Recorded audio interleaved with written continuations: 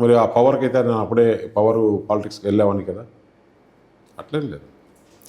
ఇవాళ మీరు ఢిల్లీలో మీ పాత్ర ప్రధానంగా అమిత్ షా గారికి మీరు చాలా సన్నిహితులు అనేటువంటి ప్రచారం ఉంది, ఎంతవరకు వాస్తవం? ఇప్పుడు చూడు, నాకు ఆంధ్రప్రదేశ్లో ఇన్ని సంవత్సరాలు పనిచేసినాను కాబట్టి చంద్రబాబు దగ్గర నాకు ఎక్స్పోజర్ వచ్చింది, నాకు రాజకీయ అనుభవం వచ్చింది.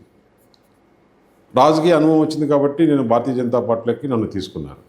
తీసుకున్న తర్వాత నాలో క్వాలిటీస్ చూస్తారు కదా. సరే, అవసరం వచ్చినప్పుడు కొంతమంది ఏమంటారంటే లాబింగ్ అంటారు, కొంతమంది మేనేజ్ అంటారు. అవన్నీ కాదు, కన్విన్సింగ్. ఇప్పుడు మిగతా పార్టీ వాళ్ళని లేదు, ఇతను సాయి బాగా పనిచేస్తున్నాడు, నాకు ఒక నిజంగా ఓ మీడియా సెంటర్ ఉంది, లేకపోతే మీడియా పెద్ద ఇది ఉంటుంది, అప్పుడు సాయి మనం తీసుకుంటే బాగుంటుంది కదా అని ఆలోచన చేయడం తప్పులేదు కదా. ఆ విధంగా నా స్కిల్స్ వాళ్ళు చూసి నాకు కొన్ని